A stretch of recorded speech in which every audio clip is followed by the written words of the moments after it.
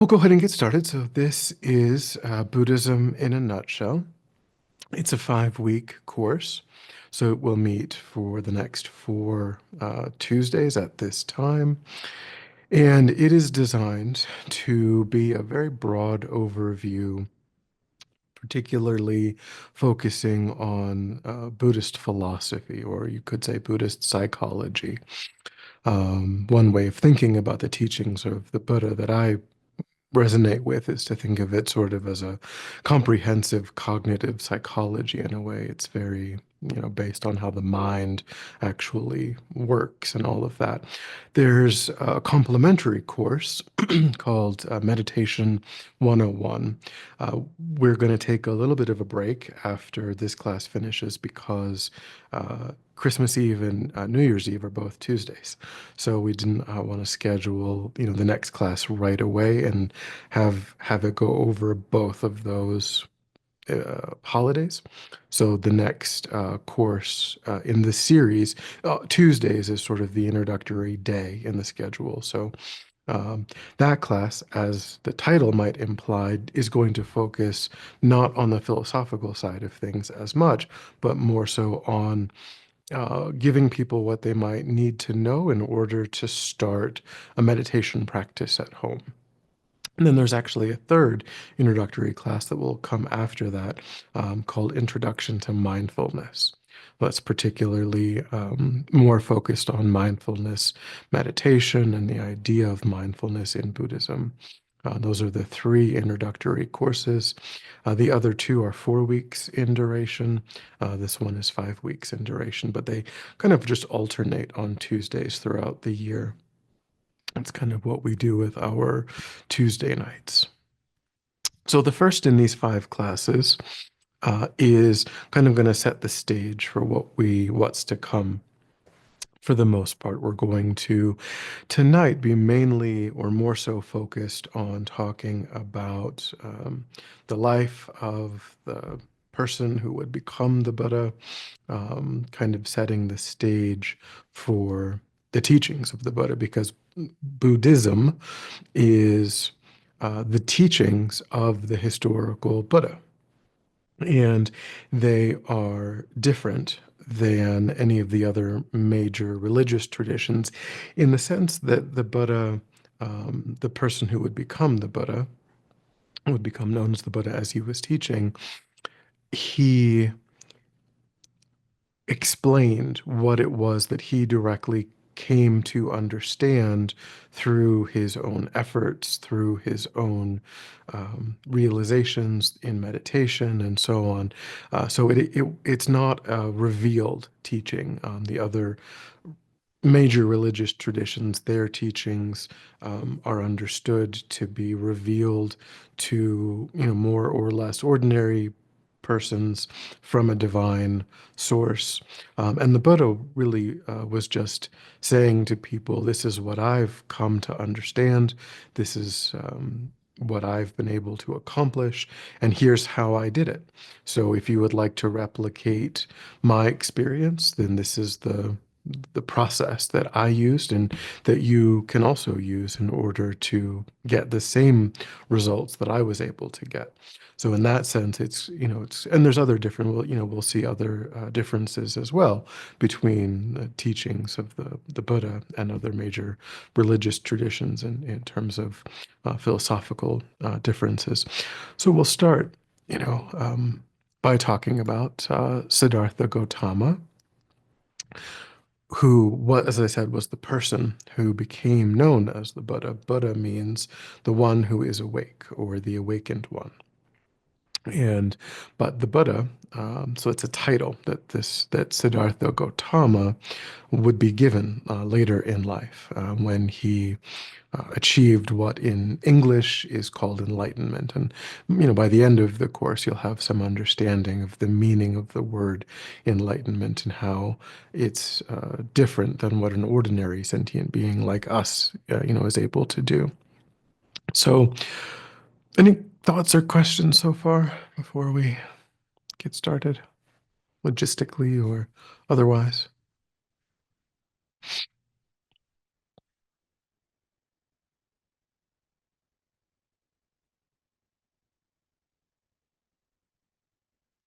Okay, so we'll keep going.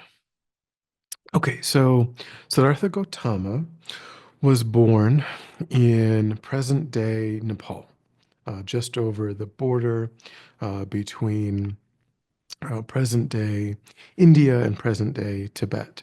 Um, or I'm sorry, present-day India and present-day Nepal. He was born on the if you look at present, as I say, the borders as they exist today didn't exist at that time. They didn't exist 2,600 years ago when Siddhartha Gautama was born.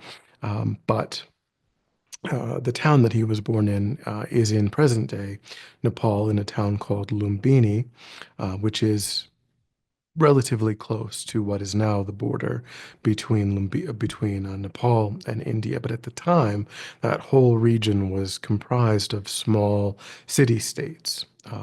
And his family was the in English, the words that they've settled on is king and queen, which, certainly it's far less grandiose than what we might think of in terms of the British royal family and kind of these sprawling empires. Because again, these are small city-states, but it is true that each of these small city-states had a ruler, and his father was the ruler of the particular city-state that he was um, where he was born, and it was a familial lineage, and so the expectation, the understanding was that Siddhartha would um, assume that responsibility when he was old enough or when his father passed away. He would also become the ruler of this particular city-state in and around Lumbini, where he was born. And so his mother died shortly after he was born, and so his father was the one that raised him, and his father was very interested in that process of him taking over the family business of running this city state. And it is said that when he was born, his father took him to a a seer or a prophesier, someone who was thought at that time to have some degree of clairvoyance, and kind of asked for a reading of Siddhartha's life from this person who was thought to have these qualities in this area.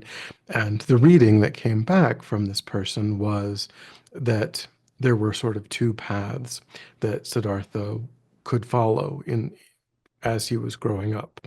One path would be, in fact, to follow his father into politics, into governing.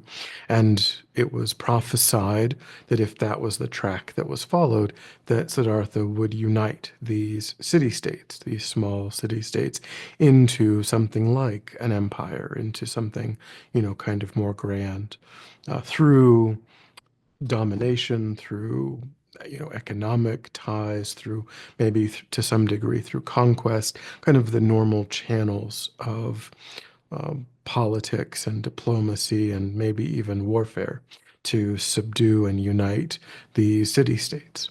Uh, there was also a possibility that he might reject following into his father's footsteps, and instead he would take up a spiritual path. And if he did that, it was still prophesied that he would unite this region, but he would do it through shared philosophy. He would do it through spiritual principles that would spread and would unite the people of that region in a shared spiritual, religious kind of orientation or direction.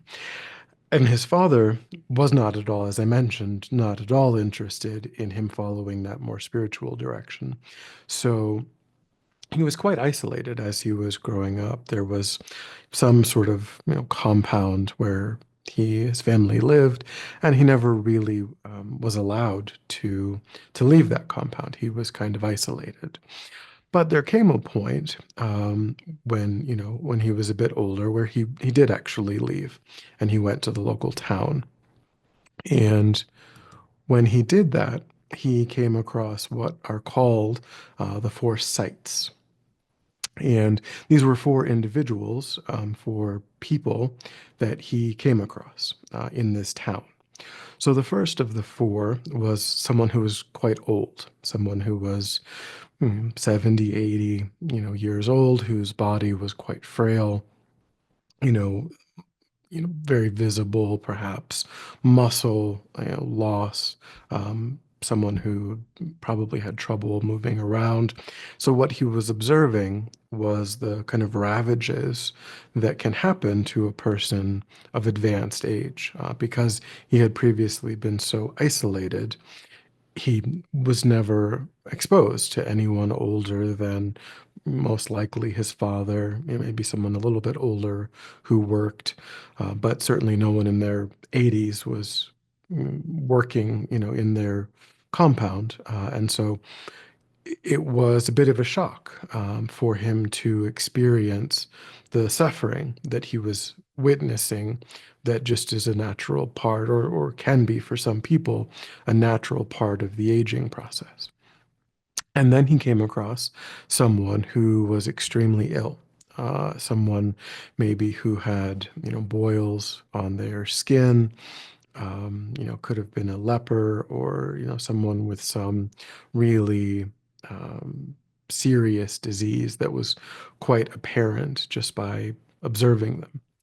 And again, he was shocked by the level of suffering that he was observing in this person, because he himself was young and vital and healthy. The people around him, were more or less of the same age. And so he hadn't ever experienced the reality that this kind of suffering is something that people are subject to. Then he saw a funeral procession, an open air funeral procession. So he came across a dead body. Uh, and again, we can all relate to, a lot of these experiences. The difference is that we had them when we were young. We had them when we were 5 or 6, and, with our grandparents and death and, this sort of thing. We all experienced this, but we did it in a supportive, and, still the first time, of course, for us that we came to terms, or that we understood, that that these were things that happened to people. you know it was upsetting, it was disturbing, but we were kind of guided through that at a young age, and we came to understand it more gradually, seeing people of different ages, and so on, in school and in society. We're gradually exposed to this, and for him at a an older age, like in his 20s, is very surprising, to recognize for the very first time that these are not uncommon, that the ravages of aging, sickness, and death are experiences that happen to all sentient beings, all human beings. Um, and he became motivated by recognizing now for the first time that this was his existential condition. He was subject to sickness, aging, and death, and everyone that he loved was subject to sickness, aging, and death. He was really motivated to try to do something about that existential condition that he understood now that all sentient beings were facing. And so the fourth sight is a mendicant, or a spiritual wanderer.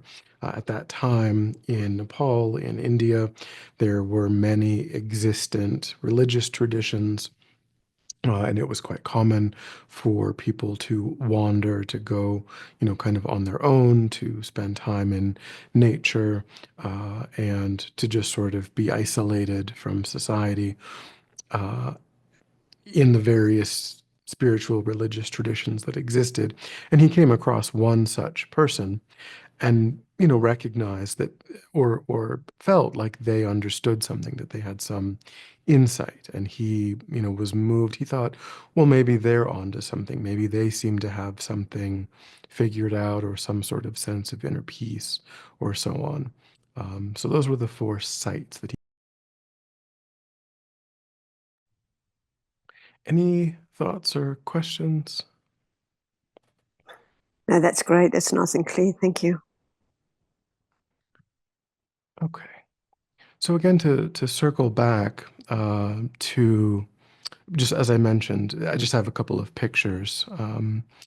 As I said, he was born in Lumbini in Nepal, and this is a temple that's been erected at the site of where they think he was born in the actual. I mean, they know he was born in Lumbini, but the actual place, the grove, kind of where his mother gave birth, it's called the Maya Devi Temple because his mother's name was Maya. And so they built this temple here at the site where he is born. And this is just the inside of the temple. And and this is understood to be the paving stone, which would be outside at the time, but where his mother sort of, she was just walking along in this grove of trees and literally gave birth, outdoors, kind of by herself. And so there was a lined, area where she was walking, and this is thought for some reason they think that they understand that this is the paving stone where she did give birth. So you may have to go kind of full screen to see uh, the actual. This is just a map here of the uh, from where he was born to the where he gave his first teaching, the teaching in Bodh Gaya. So this is just kind of showing the journey that he would have taken. So uh, after he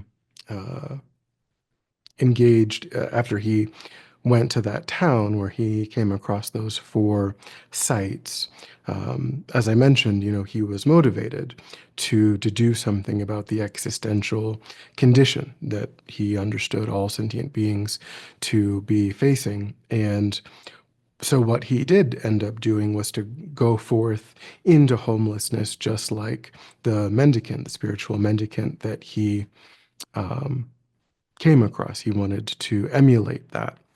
And so he practiced in the spiritual traditions of the time. He followed those spiritual traditions and ended up in Bodh Gaya, um, where which is the place of the Buddha's enlightenment. So, to tell the story of that period of his life, essentially, as I mentioned, he started out following all of the existent spiritual traditions of the time, which really were very austere traditions. There was a lot of self mortification. There was a lot of that was sort of the prevailing spiritual view at the time, was that if you punished the body, you could transcend the limitations of the body. And by doing that, you would kind of free the mind or the soul from the confines of the body. And then that was kind of the goal of practice in these pre-existent spiritual traditions. That was the prevailing view. And he engaged, given that that was the prevailing view, the teachers that he came across espoused that view, and he practiced that view for many years or a number of years. And ultimately there came a point, and this point is depicted in some statues that you find of what's called the starving Buddha. And the starving Buddha actually relates to a period before the Buddha showed the aspect of enlightenment under the Bodhi tree in Bodh Gaya. So it technically, at that time, it was Siddhartha Gautama and not yet the Buddha, but at that. And so that um, iconography is not present really in Tibetan Buddhism, but you do find that in the Thai temples and other Theravadan tradition temples. You'll find depictions of what they call the starving Buddha, and that refers to this point in the Buddha's, or in Siddhartha, who would become the Buddha's life, where he was engaging in these really austere practices, and he was quite near death at a certain point, from not eating, not sleeping, really not taking care of the body, following these strict traditions that existed. And so he, uh, as I said, he became, quite ill, quite emaciated, quite near death. And then he was trying to meditate at a certain point during this period of his life, and there was a musician that was on a raft coming down a river, and this musician was playing some sort of stringed instrument, and Siddhartha was hearing this music, and to Siddhartha at that time the music was quite beautiful, and he had a kind of realization that this musician was able to produce this really beautiful music because the instrument that the musician was using was tuned appropriately. Uh, it wasn't overly tight, which would result in really harsh, discordant music, and it wasn't overly loose, which wouldn't really produce anything. Just the strings would just kind of move back and forth. It was tuned right into the middle. And this is one way of the middle way philosophy that, in Buddhism that we talk about. This is one aspect of middle way philosophy, which is trying to find a balance between the extreme asceticism and then also, laziness, indolence, just kind of self, um, being interested in pleasure and gratifying sensory desires. So finding a balance between these two extremes. And he realized that he had gone into one of the two extremes, the extreme asceticism, and because he was quite near death. So at this time, he started to eat, to take better care of himself. He realized that this extreme asceticism was not productive and was actually an obstacle, a hindrance to his practice. And so he began to move away from the practices that were common at the time and kind of charted his own path. Um, and toward the end of that, where he was making that change, he then ended up in Bodh Gaya, the place of his enlightenment. And this picture here is called the Bodhi tree, which is in Bodh Gaya presently. And it's understood to be a descendant, a biological descendant or a cutting, from over the 2,600 years, probably multiple cuttings from the original Bodhi tree. So it's not the actual 2,600-year-old Bodhi tree, but a descendant where he sat and achieved enlightenment. And then there's a couple other pictures in Bodh Gaya as well.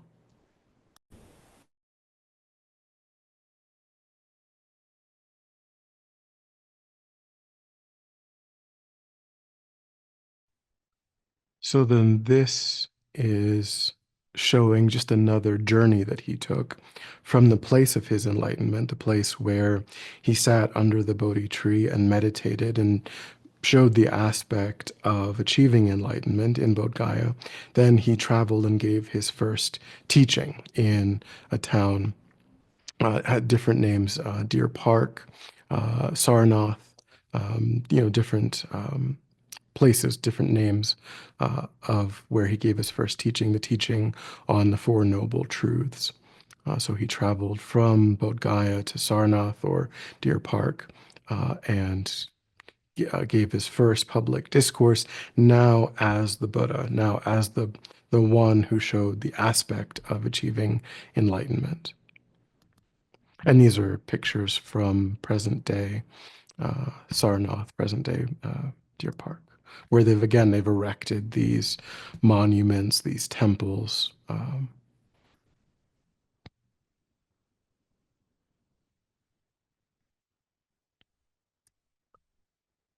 Okay, so the first, as I said, he gave his first teaching in this town, Sarnath, Deer Park, and that first teaching, or the first, what they call the first turning of the wheel of Dharma, Dharma being the collected teachings of Siddhartha, of now the Buddha, over his lifetime of traveling and teaching. The first teaching that he ever gave is called the Four Noble Truths. And so that's what we're going to look at now, the Four Noble Truths. And things really do get quite complicated, right off the bat with this concept of the Four Noble Truths, because what we're going to find is that in many places in the Tibetan being translated into English, um, originally generally speaking, the language was written down first in Sanskrit and then it was translated into Tibetan. And now it's being translated, either perhaps directly from the Sanskrit or from the Tibetan, which was translated from the Sanskrit into English. Occasionally, some things were originally in Chinese. There's some things that didn't, that only exist in the Chinese canon, but which would then have to then be translated into Tibetan or directly into English. So what we're going to find, and what this is an example of, is that there are many technical words, many words that someone who was doing this English translation had to pick an English word that they thought best represented probably a very nuanced or more comprehensive word or understanding that existed in a different language. So we're stuck with a number of words that don't really mean in English what they would otherwise mean in English, because they're standing in for something that's more complicated, more complex. And noble is one of those technical words, because it isn't accurate to say that the Four Noble Truths are four things that have nobility, or that have some, the way that we would use the word noble under ordinary circumstances. Noble is a translation of the word Arya, Arya. Uh, and an Arya is a person who has achieved a level of meditative realization. So they become, an ordinary person becomes an Arya being, becomes someone who's developed their mind to a certain point, a certain level, and then they are known as an Arya. You could say that, a noble being, a noble one. But it, the word noble could really be a variety of words that, because none of them, there's no English word that gets at what is meant by what is actually different in the mind of someone who's achieved that as compared to an ordinary being. That's a concept that doesn't exist in English. And so they just had to make something up. And that's why it's difficult. That's why it doesn't make literal sense in English.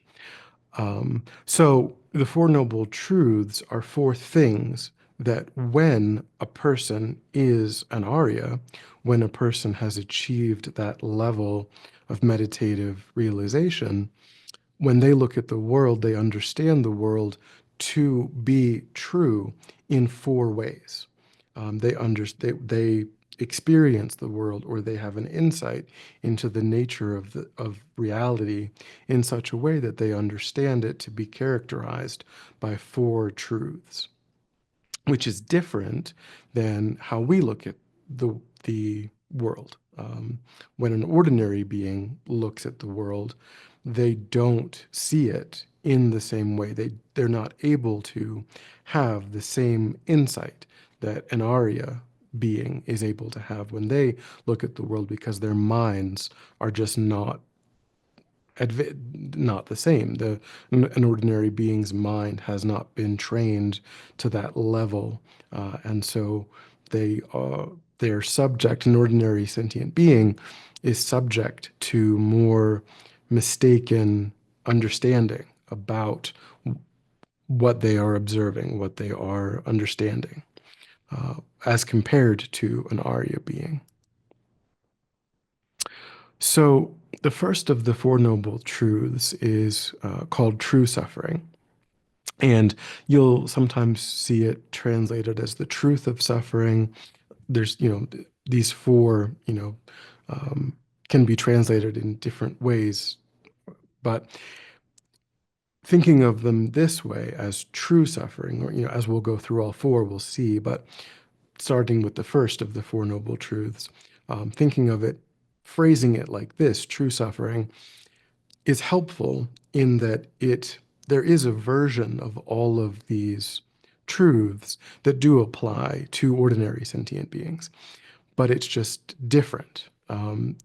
Because we are ordinary sentient beings, and we would agree that there are suffering experiences that we ourselves come across, that other sentient beings come across. We all agree that suffering is a thing that sentient beings do experience. But our understanding of the depth and breadth and subtlety of that suffering is not the same as the understanding that an Arya being has of the same topic. So we have what you could say is like an incomplete idea of suffering. They have a more accurate, more comprehensive understanding of the same topic. So that's why true suffering is a good way of thinking about the first of the Four Noble Truths. So there are three divisions of true suffering. The suffering of pain, also called the suffering, the suffering of change, and all-pervasive suffering. So as we go through the Four Noble Truths, another way of thinking about it is to think about it from the perspective of what's presented as what they would call like a medical model. And what I mean by medical model is if a person has some concept of their suffering, then the first, in order to do something constructive about it, which is where we're going to end up. It's not it's not sufficient to only have the first of the Four Noble Truths. Just like it isn't sufficient to think to yourself, "Oh, I have a headache right now." If you don't acknowledge that you have a headache, if you are in denial, and that happens, right? Sometimes people, they get like a pain in their back, and they don't really want to deal with it. They're nervous about it. They just don't want to get it checked out. They're in denial, kind of about what it might be, what the implications might be. So they don't confront it. They don't accept that it really is something that needs to be addressed, and that blocks any kind of constructive response to it. So the first step in a medical model of doing something about suffering is to understand that it is occurring, and to confront it, and to deeply understand what is actually occurring, to diagnose. You could call this, again, to follow the medical analogy, you could call this the diagnosis of, the acknowledgement that something genuinely is wrong. If you go to your doctor, you wouldn't want them to say, you're just making it up. You would want them to agree that something is wrong, that you do, that you're saying that you have a headache, and they're saying, well, I agree with you. I see that there's maybe, I believe you. I understand that you're suffering. So we have to start here. We have to start with understanding the nature of suffering in order to end up with a constructive response to suffering. And so there's these three categories. The first is the suffering of pain, or the suffering of suffering. And it's not controversial in the sense that if you were to ask anyone off the street, what is pain, what is suffering, what is pain, they would list all kinds of physical or mental distresses, mental or physical experiences that are unwanted, that are difficult, that they wish to not be experiencing. And that is the suffering of pain. These Aryas would agree that, sickness is suffering, aging is suffering, not getting what you want is suffering, being in contact with what you don't want is suffering, and so on. Um, the the challenge is perhaps that we might just accept that that this is normal, that this is unavoidable, or we might deny how often we experience something like this. We might kind of paper it over or think it's unavoidable. So in that way, we might not be confronting it as fully as is really necessary in order to mount that constructive response. We might just be kind of ignoring the depth to which we are subject to the suffering of pain.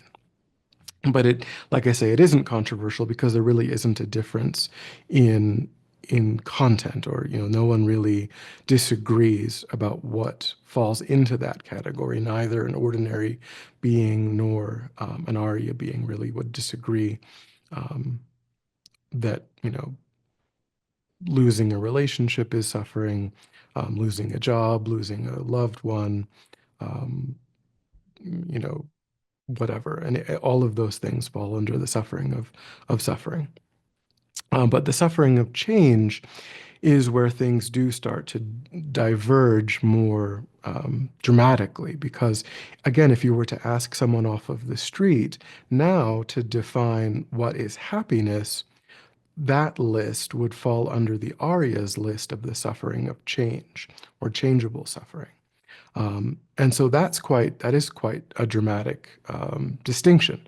If an ordinary sentient being is saying this is happiness, this is what the goal of my life is to pursue, wealth or status or reputation, or, being into having the kinds of relationships that I enjoy, that I find supportive or beneficial, um, getting the right kind of job, living in a good house in the right kind of, city that I enjoy experiencing.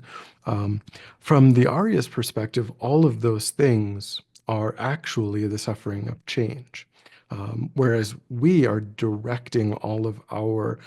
ordinary sentient beings are directing all of our energy, all of our time, our energy, our finances, everything is being focused on trying to be in contact with these objects, um, the right kind of relationship, the right kind of job, the right kind of house, etc. From the Arya's perspective, those experiences are the suffering of change because, for a variety of reasons. One is that by their nature, they are temporary. They don't last. There's nothing, you may have a particular, you know, condition, you may be in contact with a particular object for a period of time, but you'll separate from that, even if it's only at death. You will separate from that experience.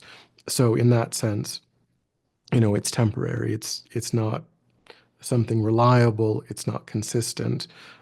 It's unreliable by its nature. And so it changes, in the sense that it's going to fall away. You're going to experience separation, probably within this life, but if not, then certainly at the moment of death. But the other aspect of the suffering of change is that the experience itself changes into suffering at some point the more you are in contact with it. So the way kind of psychologically this is explained or understood is that when we are motivated to engage in this kind of pleasure-seeking behavior, to see a movie, to, pick up a book, to turn on music, to make a nice meal, whatever it might be, whatever object it is that we're trying to be in contact with that we think is in the nature of happiness. If we are not able to stop being in contact with that object, at a certain point, we will begin to experience discomfort. Whether it's our favorite movie or our favorite album or our favorite food or even our favorite person, if we experience it again and again and again with no break, no change, um, that experience itself will begin to agitate our mind. We might really like a particular album, but we don't want to listen to it for 12 hours or 2 weeks. We may have a favorite food, but we don't want to eat it for every meal for a month. And if we were locked in a room and that was the experience that we were forced into, it would become painful, even if it was a, conversation or being in contact with our best friend or our partner or even our child, or, we would want, at some point, we would want to have a different experience. We would want to be separated from that person so that we could go and do a different thing. We could have some other kind of experience. And if we were prevented from that, our own mind would become agitated. We ourselves would begin to experience suffering. And it's the same object, the object, the food, the music, the, the museum that we go to, the beach, the amusement park, the book, whatever it is, that object hasn't changed. Um, it's just our uninterrupted contact with that object gives rise to agitation at some point. So the way that they explain this is that when we are motivated to engage in the pleasure-seeking behavior, that is because there is an agitation in the mind that has reached a certain level, and we're motivated to do something about that. We feel bored, we feel anxious, we feel depressed or lonely or, whatever it is, and that reaches a point where we're motivated to try to make that stop, to make that experience go away. So then we look around and we think, okay, well, last time when I ate this ice cream, or when I went, out into nature, or I went to the movie theater, I felt less anxious, or I felt less alone, or I felt less bored, or, whatever it is, I felt better for a period of time. So let me check and see, is there a movie playing? Or have I not listened to this album in a while? Or is there a good book, that I've been meaning to open up and that I can, we kind of look around in our environment and we pick something that we have experience with reducing that agitation, reducing that kind of sense of distress that we're in. Um, and so we introduce this new stimulus into our experience. And at that first moment, we experience this relief because we are distracting ourselves with a new stimulus that we're interjecting into our experience. And in that first moment, we experience this sense of relief that the previously felt moment of distress has been has been subsided because we're distracted by this new thing that we're doing. But that new thing that we're doing comes along with its own suffering that is baked into the experience itself. And eventually we notice that suffering becomes manifest be, at some point, and it's going to be different depending on, what the object is. If it's a really good movie, we might actually feel engaged and interested for 2 hours, 2.5 hours. Um, but if that movie started to play over again as soon as it ended, and straps came out of the seat and we were locked down, and we couldn't leave the room and we had to sit through it, we're like, but I just did this. I just watch this movie. And yeah, for that 2 hours, it was really interesting, but I certainly don't want to sit there for another 2 hours. Now, if it's our best friend, it could be 6 hours, it could be 8 hours. But at some point, that experience is going to have a manifest agitation that becomes noticeable to the mind. And then we're going to engage in another pleasure seeking behavior. We're going to want to replace that experience with a different pleasant experience if we can. If, we would hope that instead of this, we would now be able to do that.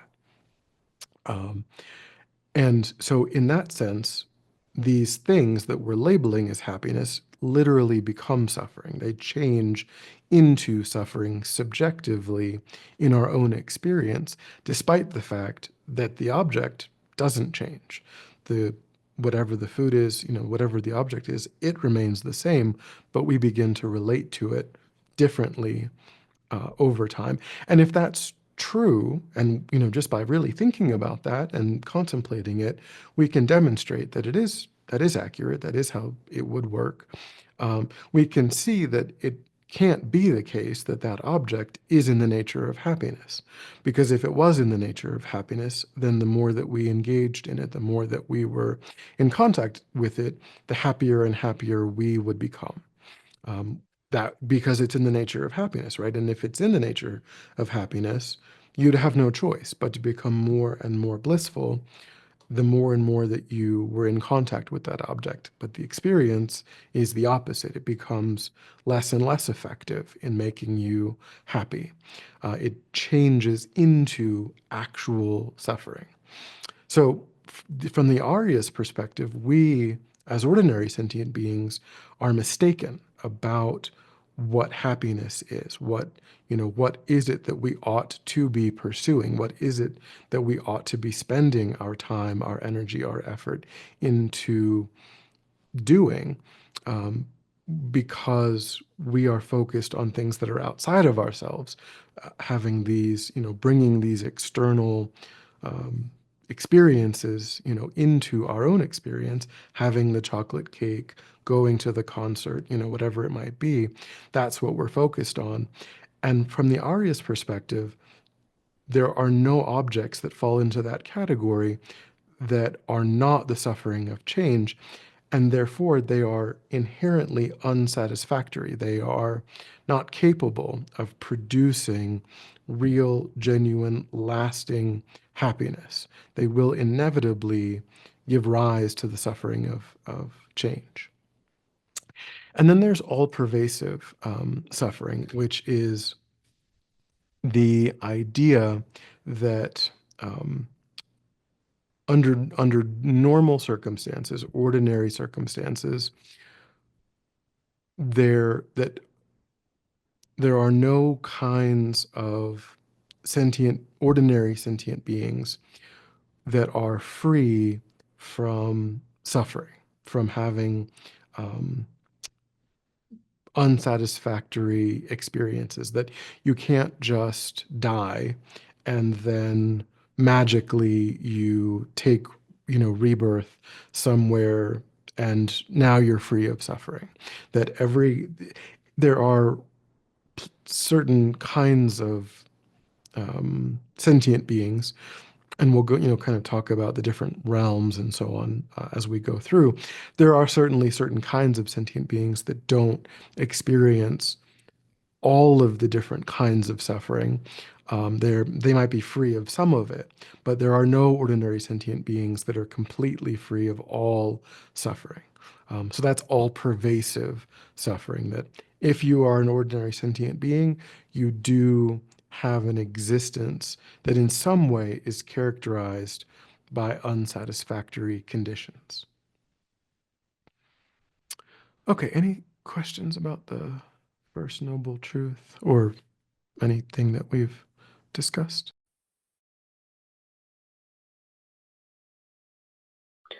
Oh, good. Thank you.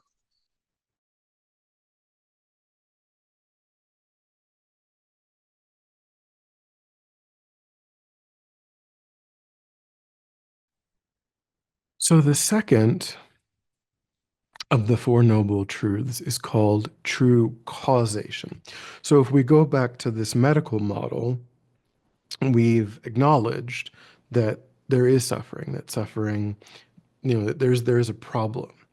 And now we would, if we want to mount a constructive response, the second step is to understand the cause of why that is the case.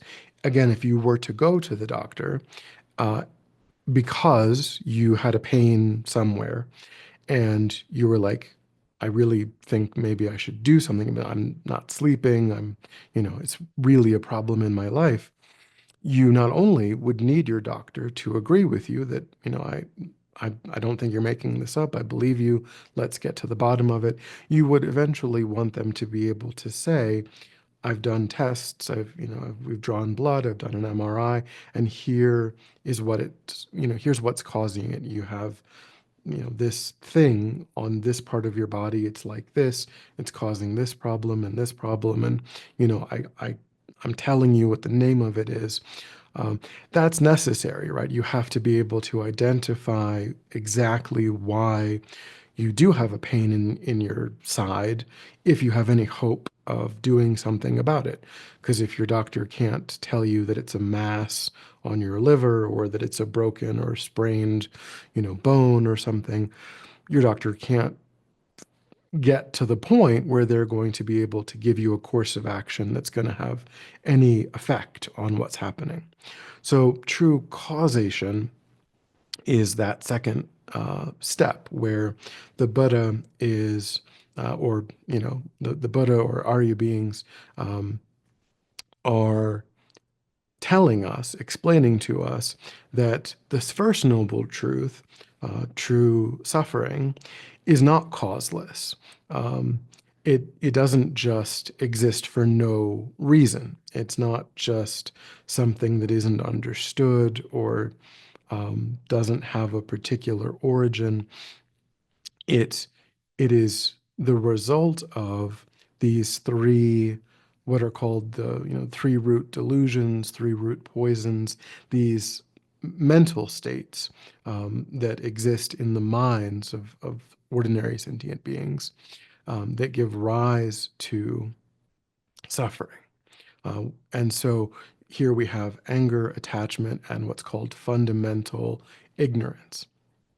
Fundamental ignorance is another one of those technical terms. It's morigpa in Tibetan. Um, and so these are the kind of motivating or animating factors that exist in our mind that give rise to our existence as an ordinary sentient being. And because of all pervasive suffering, if we remain as an ordinary sentient being, we will experience, to some degree, unsatisfactory conditions in whatever kinds of incarnations we are currently experiencing. So that would bring us then to true cessation. Um, and this, again, if you follow the medical model, it still isn't sufficient for your doctor to say, yes, I know that this is happening and this is what it's called, this is why it's happening. You would want your doctor to also then say, and I know that that this is treatable. I've seen people recover from this. I've treated people who have this condition myself. I've read books about other people. I understand that, yeah, right now you're in a lot of pain. Right now there's, whatever this is happening. But I'm confident that you're not stuck like this. And the Buddha also presents us a version of that in the Four Noble Truths. So you can see how, in a way, this is getting progressively more hopeful. It's getting better, right? The suffering of, the truth of suffering is quite depressing. It's necessary. Again, it's necessary to deeply understand the nature of suffering in order to be motivated to mount that constructive response. You have to understand it deeply, completely. You can't shy away from it. You can't deny it. You can't just put your head in the sand and hope that it's going to go away. You have to actually, really be clear-eyed about the presence of suffering. Um, and then you need to figure out, okay, well, exactly why. If the Buddha said, well, yeah, there is suffering, but I have no idea what causes it, then we'd be stuck, just like we'd be stuck if your doctor said that. But luckily, we know that it does have a specific cause. It's the three root delusions, the three root poisons. And we know that, well, the Buddha asserts at this, we don't know directly, but the Buddha, is explaining at this point from our perspective, asserting that there are true cessations, that these three root delusions that are responsible for the fact that we experience suffering are not unavoidable. They are not something that we're stuck with. It is possible to train the mind to achieve either the result of nirvana or the result of enlightenment. Um, Sometimes this is called lower nirvana, and full enlightenment is another way of talking about it. These are two paths that the Buddha taught, two paths of practice, two results of Buddhist practice. The path of practice that leads to lower nirvana, also sometimes called individual enlightenment or lower nirvana, is the path that is the goal of practice, primarily in the Theravadan, the Southeast Asian countries. It's called that path of practice has become known as the Theravadan tradition, which is a valid path of training that the Buddha taught that culminates in individual enlightenment or lower nirvana. The Buddha taught another path of practice that culminates in full enlightenment.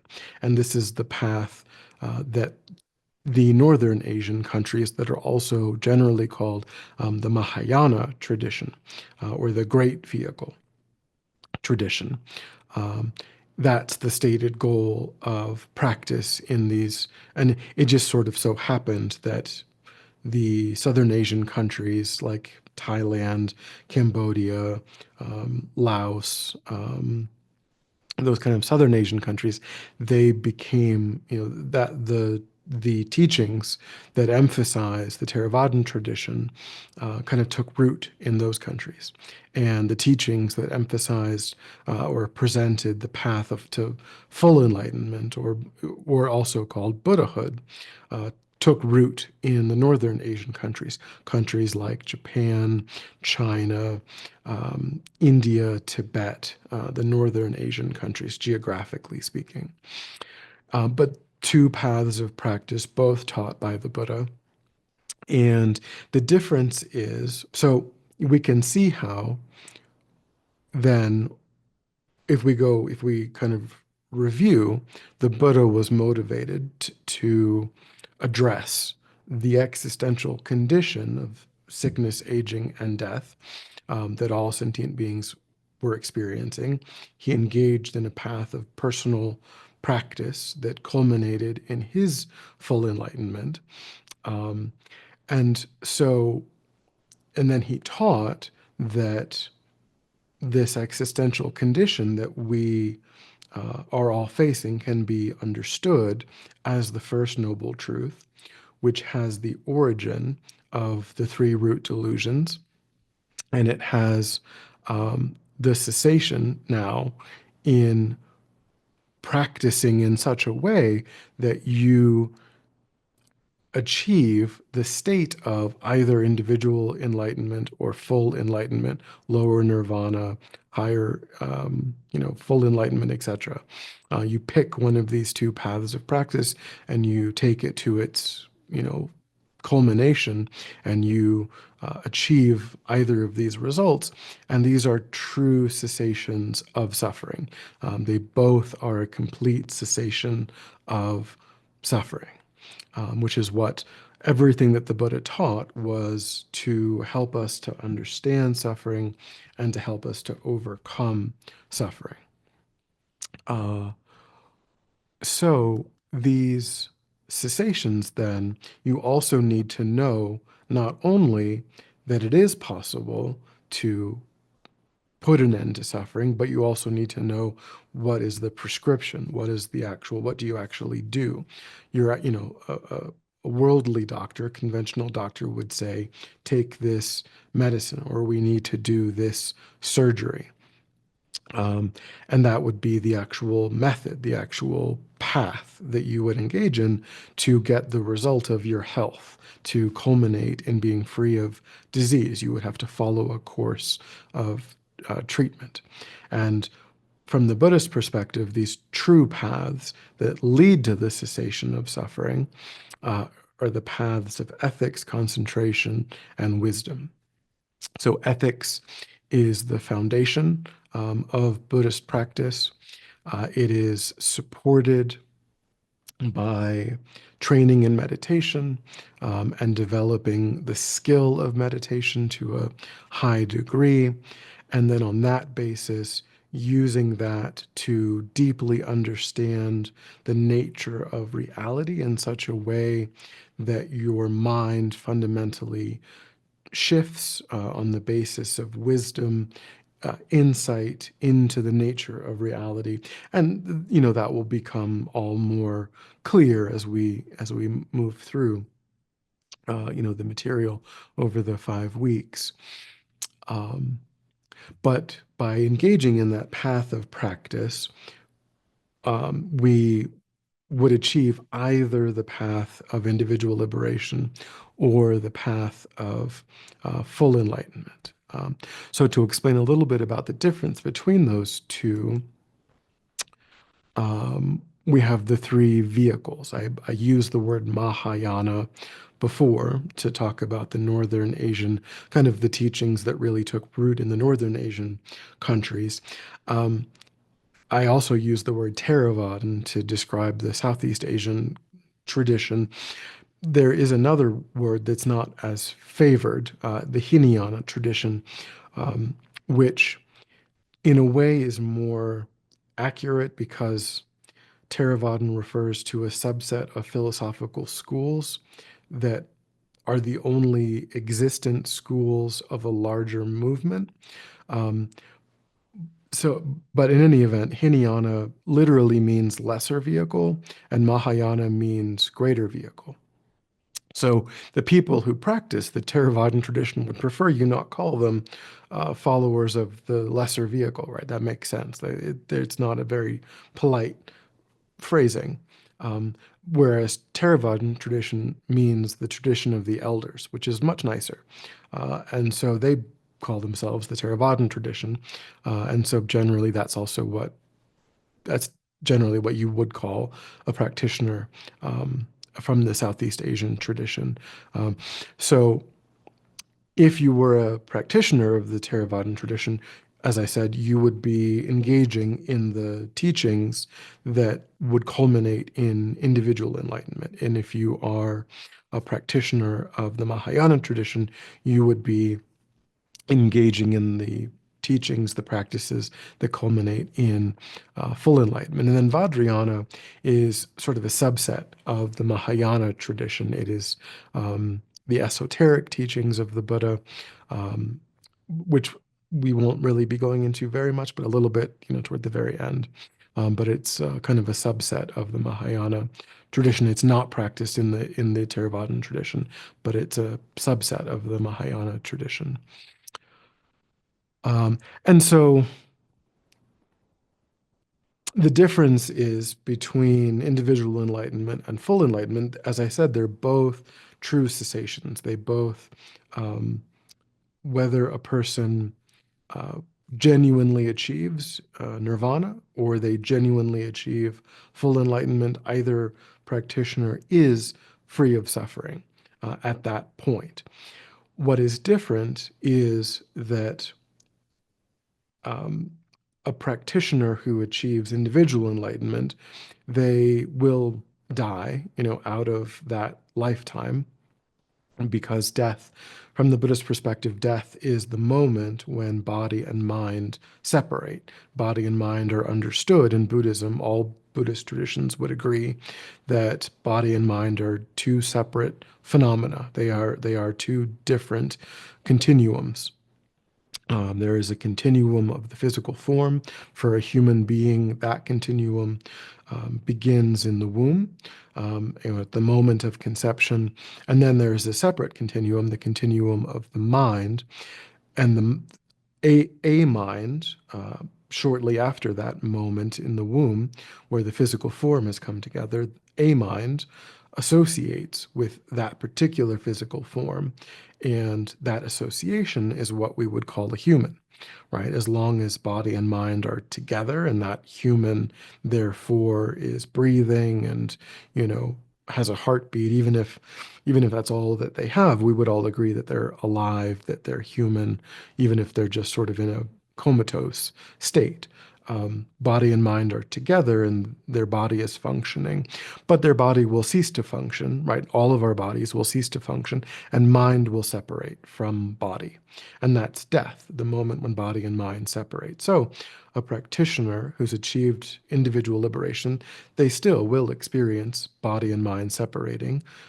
There are no examples of immortal Buddhists whose minds never separate from their bodies. Their mind will separate.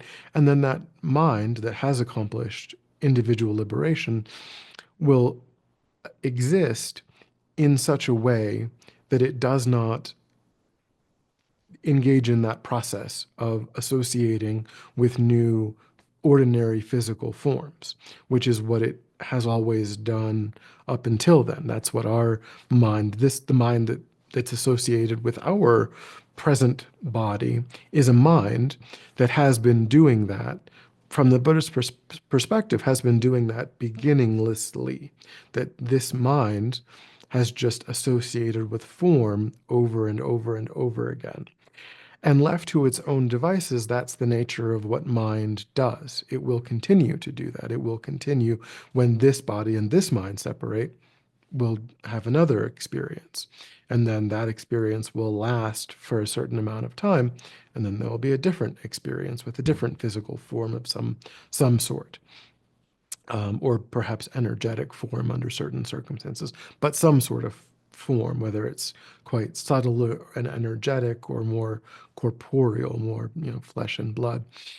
But a nirvanic mind doesn't do that. That mind separates and then just abides as consciousness, abides as mind, without that process of taking incarnation. And so, without that process of incarnation, all of the disadvantages of associating with ordinary form are avoided, are not experienced. And so, therefore, suffering is not experienced. Suffering is truly ceased, genuinely ceased. But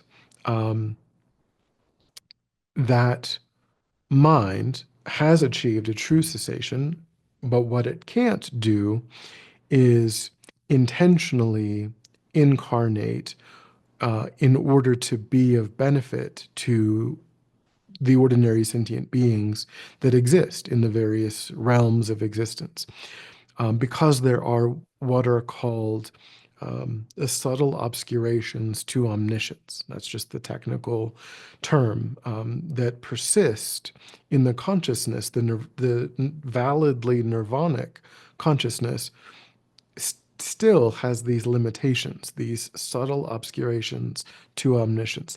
These are removable with the kinds of practices that are present in the Mahayana tradition. And so when that is done, then full enlightenment is able to dawn in the mind of that being, when these subtle obscurations to omniscience are removed with these additional practices and so on.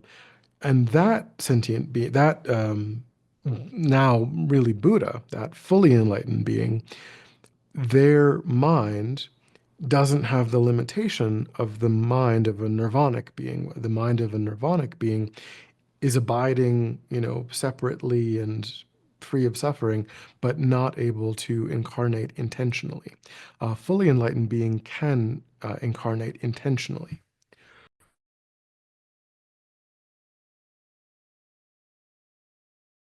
And so it is presented as, from the perspective of the Mahayana tradition, it's understood or presented to be beneficial to achieve that state of full enlightenment or a Buddha, so that that state, because as I mentioned, our mind, so mind itself is, we've talked about it being beginningless, right?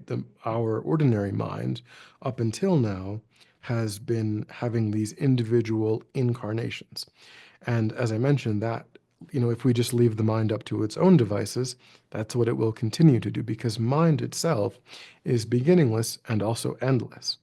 So the question from the Buddhist perspective is, how would you like your mind to be experiencing reality? Would you like your mind to be having these successions of ordinary experiences, which are marked by all of these unsatisfactory conditions? Or would you like to aim for one of these true cessations? And between the two cessations, because the mind is endless, if we have access to being able to intentionally take rebirth in places where ordinary sentient beings abide, and whilst we're doing that, we have a fully enlightened consciousness, then, like the historical Buddha, we can create a lot of benefit for ordinary sentient beings, just like the historical Buddha gave, all of these liberating teachings that have led to so much benefit for so many countless sentient beings. We ourselves can do that if we're able to take advantage of the endless nature of our mind combined with full enlightenment, which can allow us to intentionally, due to our own wish to be of benefit to sentient beings, to take rebirth. And then because, and the reason that they do that is because, we know from our experience that we can only interact with other humans, right? If we want to receive a teaching or guidance, we've got to speak to someone. Someone has to be able to speak to us. We don't have any other options. That's it.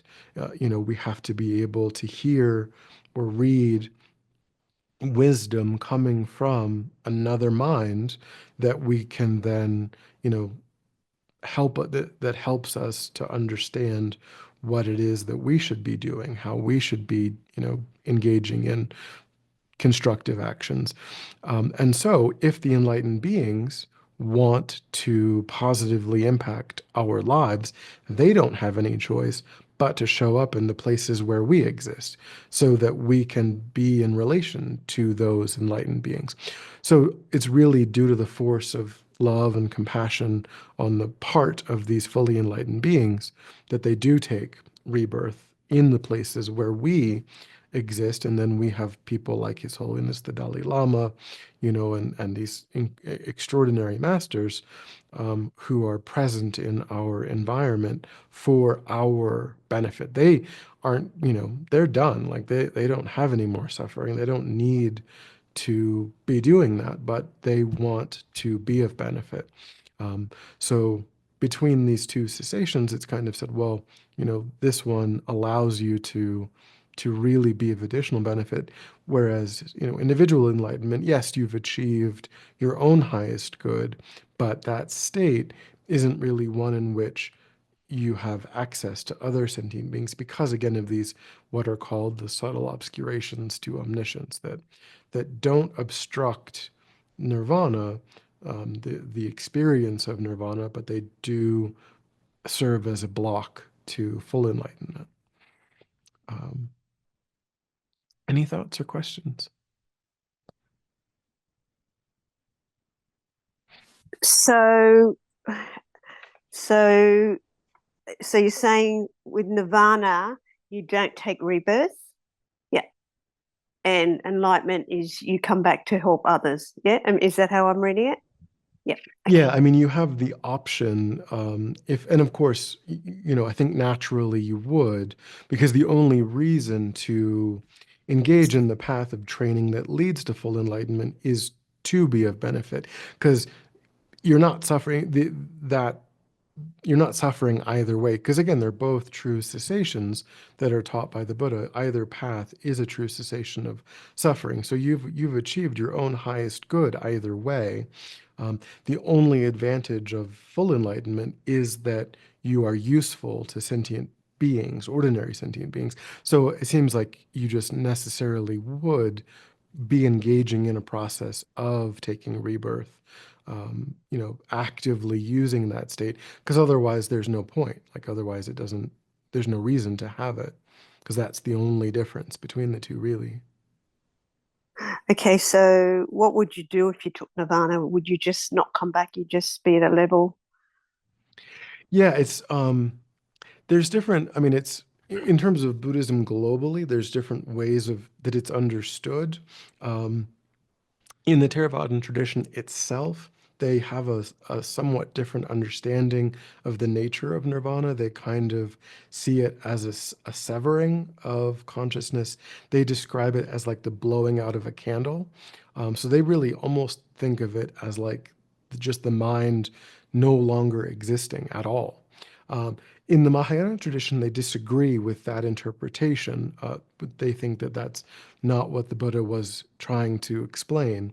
Um, they would say that there's nothing that can oppose consciousness. There's nothing that can actually cause consciousness to cease by its own nature. That it can't. That's not possible.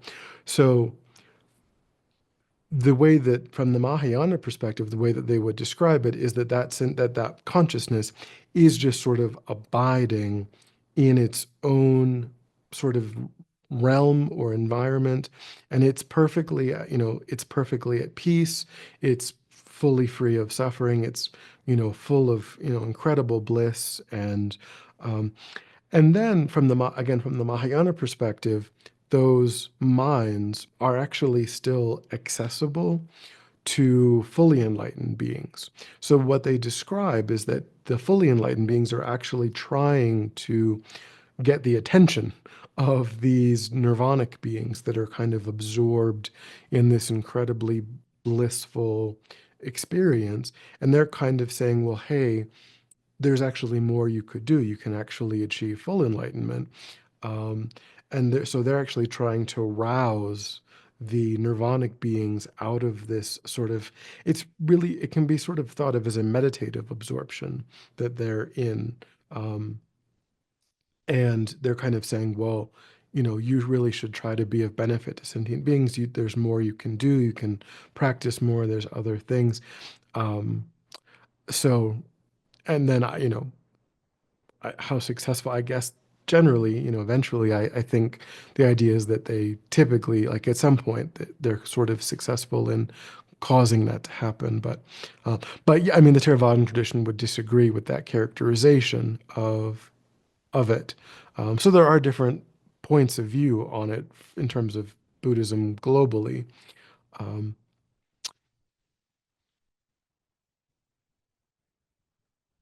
Thank you.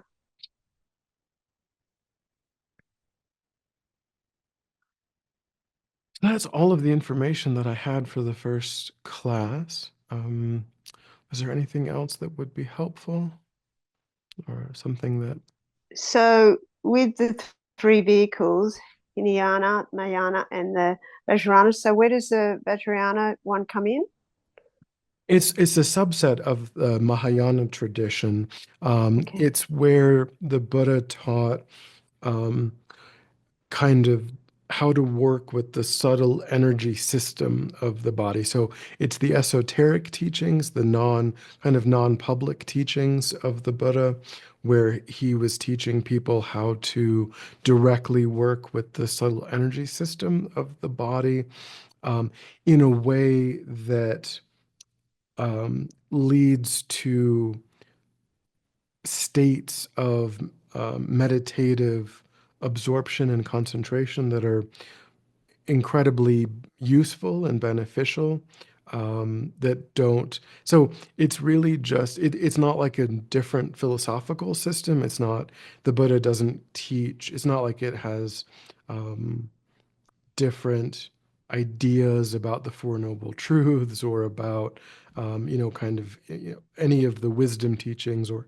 really what it, all that it's doing in the Vajrayana is saying there are methods, there are meditative tools that are meant for really advanced practitioners that can lead to the ability to develop states of concentration, and stillness of mind and power of mind that are uniquely helpful in the process of achieving enlightenment.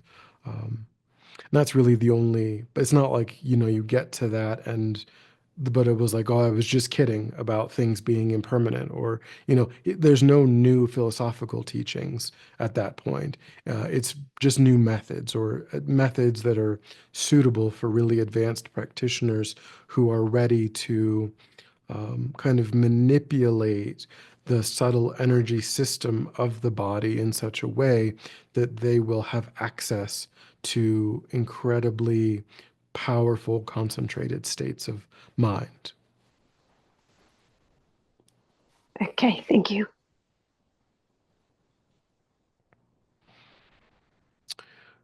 All right, so we're just about at time. So yeah, as I mentioned, we'll unpack basically, the Four Noble Truths are sort of a blueprint for everything that the Buddha is going to go on to teach. Everything else that he's going to teach is going to be an explanation or um, a deeper dive into one or more of the one or more of the Four Noble Truths. So that's what we will, be exploring over the next 4 weeks, is looking into more detail, going into more detail on basically all of the Four Noble Truths.